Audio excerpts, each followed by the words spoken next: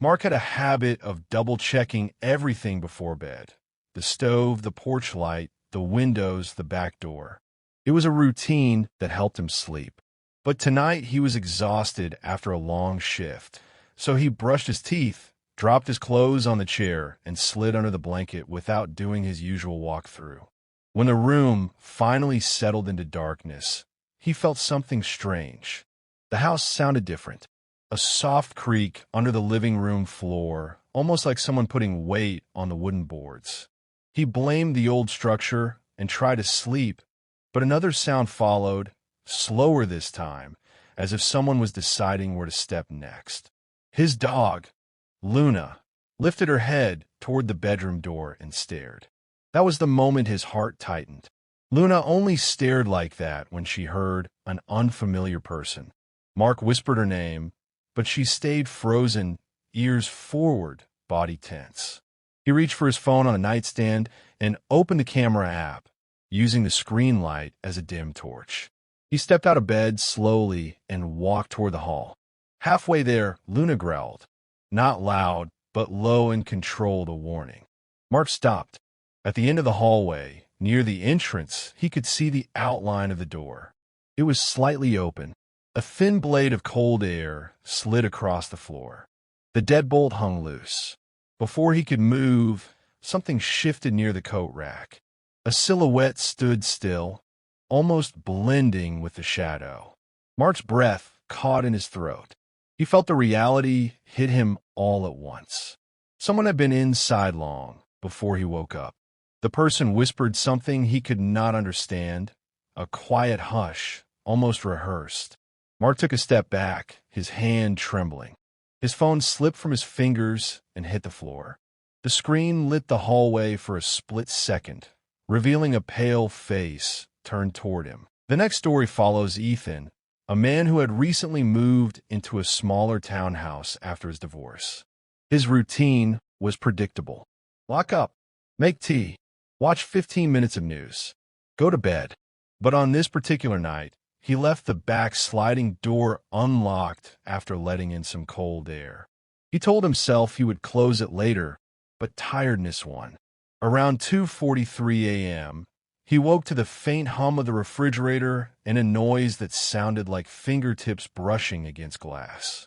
At first he thought he was dreaming, but when he opened his eyes, he could see a soft blue glow from the kitchen. The light flickered, not steady like an appliance, but irregular. Someone was moving. Ethan quietly slipped out of bed, but before he reached the doorway, he felt something even more disturbing. The intruder was not searching randomly. The footsteps were confident and calm, walking exactly where you would walk if you knew every corner of the space.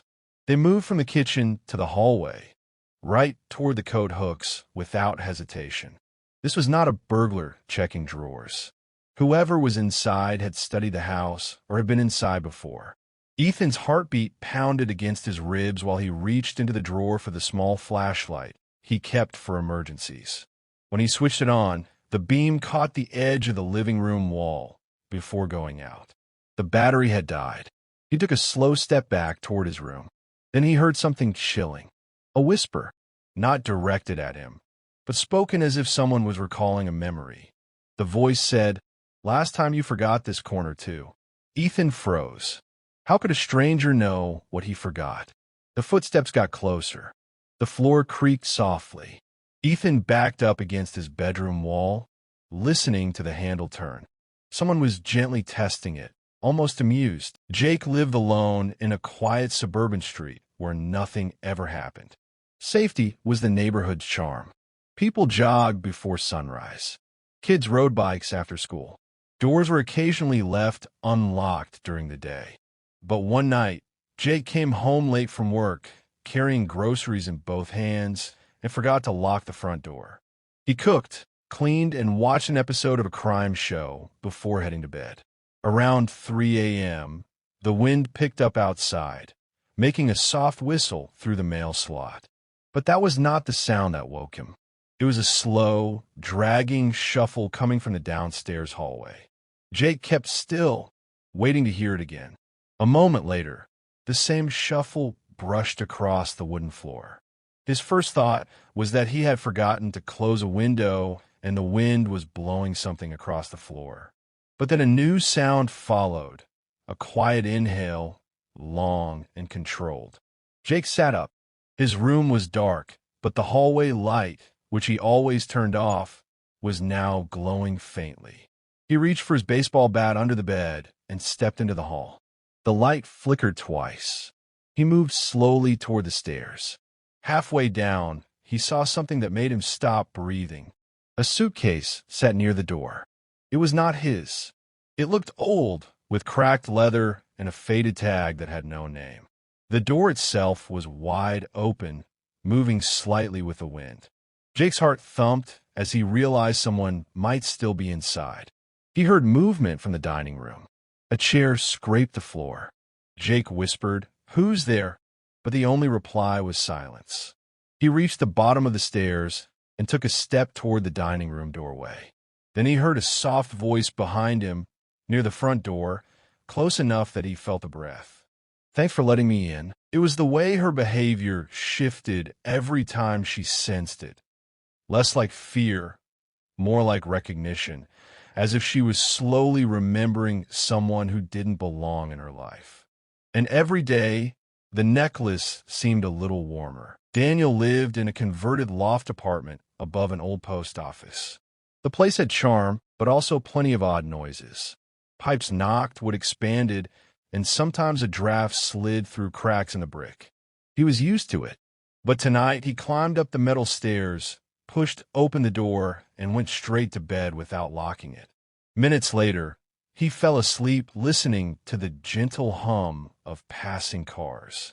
Around 1:25 a.m., he woke to footsteps. At first they matched his own rhythm in his dream, but when he opened his eyes, the footsteps kept going. Slow, careful, not the confident sound of someone who lived there.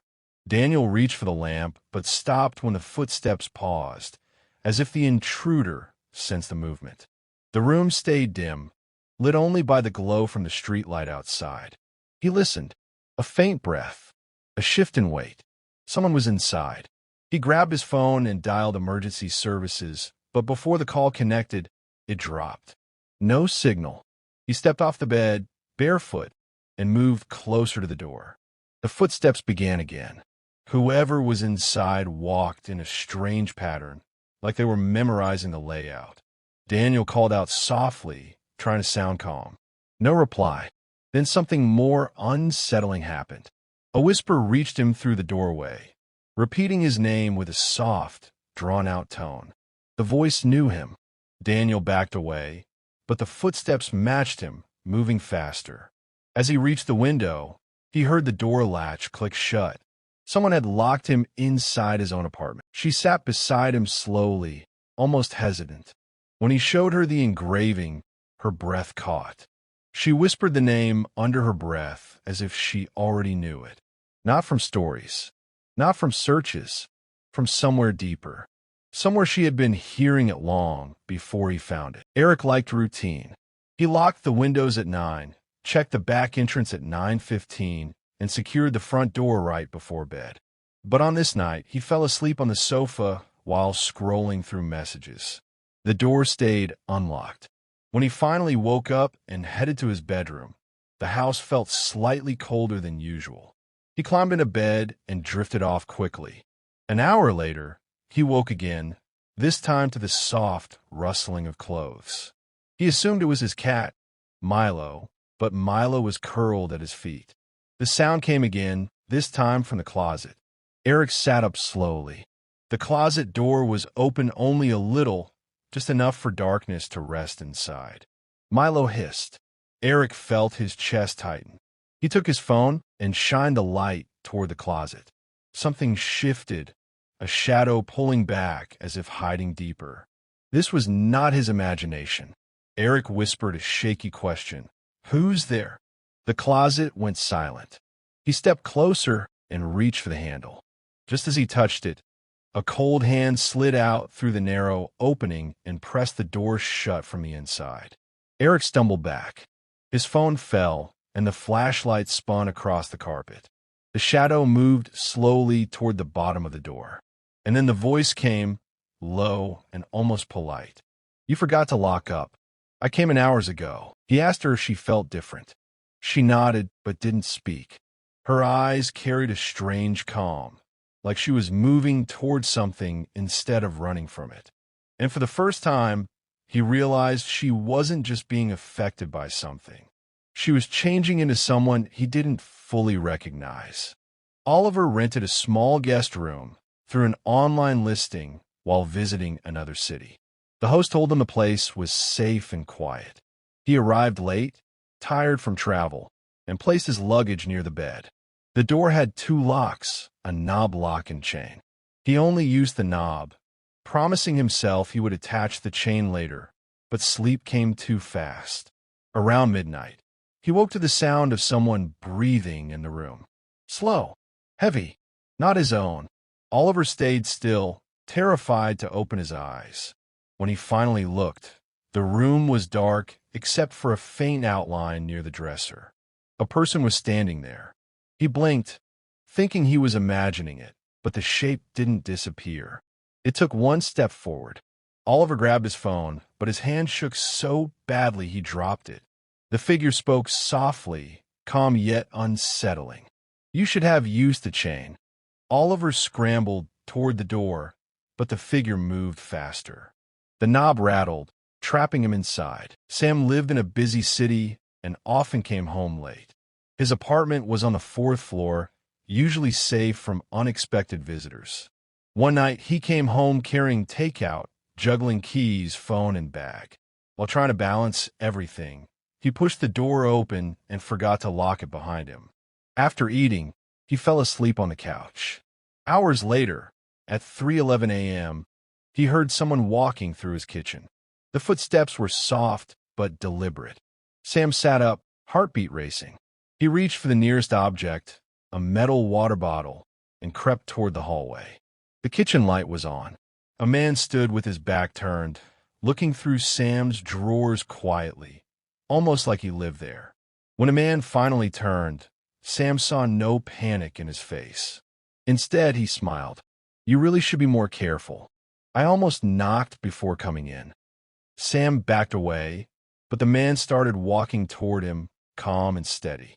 Sam ran for the door, but the man reached it first and closed it gently with his hand. "I'm not done here," he said.